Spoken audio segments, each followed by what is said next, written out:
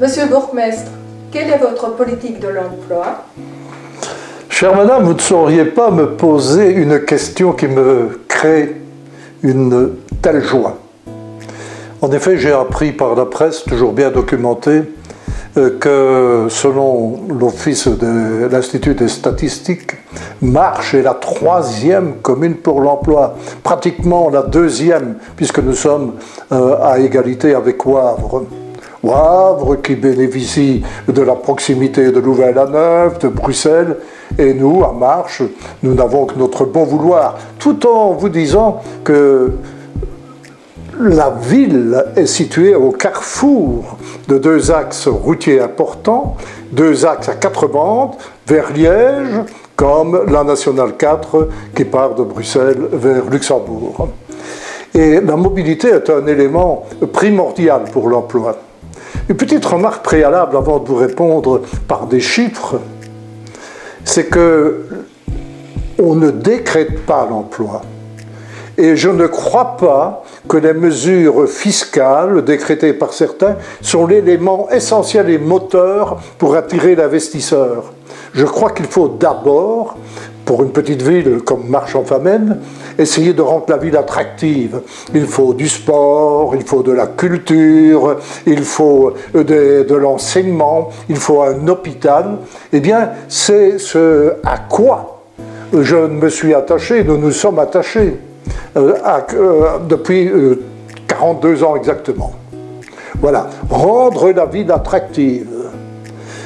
Ça peut paraître un petit peu rêveur de dire cela, mais je suis convaincu, par exemple, que le boulevard urbain a été un détonateur et aussi vraiment, comment dirais, un clic pour les investisseurs immobiliers. Ils arrivent à Marche, et ils se disent, qu'est-ce qui se passe? On entre dans un autre territoire, et voilà, c'est tout ça qu'il faut faire avec des tas de paramètres secondaires. Les chiffres, maintenant, ils sont très simples, ils sont éloquents. Nous avons comme salariés 12 400, 12 400, 12 500 emplois salariés et 13 400 indépendants. C'est énorme. Nous sommes au top 2, au top 3 de la Wallonie pour l'emploi. Nous parlons de la commune, c'est-à-dire que selon les normes européennes, la population active, c'est une population qui a plus de 15 ans et qui a moins de 65 ans, de 15 à 64 ans. Eh bien, pour cette population active, pour 100 personnes qui sont entre 15 et 64 ans, Marche offre 107 emplois, 2, c'est-à-dire 7 emplois, 2 ou 3 en plus que le nombre d'habitants.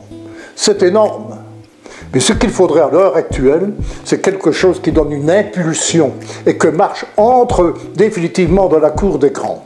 Si vous prenez Novalis, parc scientifique, pour moi c'est très important, on a créé le CER, qui au fur et à mesure des années qui passent, du centre d'économie rurale, s'est mué, si vous voulez, en centre européen de recherche. C'est devenu un centre de recherche très important, avec 182 personnes, 70 ingénieurs, toute une série de bacheliers, et le restant des techniciens. Ces gens travaillent vraiment dans la recherche d'une manière active. À côté, ils vont créer un centre de production de colostrum bovin, dont on pourra retirer peut-être toute une série de produits dérivés absolument exceptionnels. Idelux, à côté, va recréer un 3e bâtiment pour des spin-offs et des start-up. Alors, ce que je voulais dire publiquement, c'est que nous avons la chance d'avoir 2 ministres, un ministre de l'Agriculture, un ministre président. Et ce que j'appelle de tous mes voeux, c'est qu'il y ait une impulsion première pour que ce parc scientifique ajoute à l'image de marque de Marche-en-Famenne quelque chose qui attire l'emploi, mais qui le tire vers le haut. Voilà, c'est vraiment mon sentiment.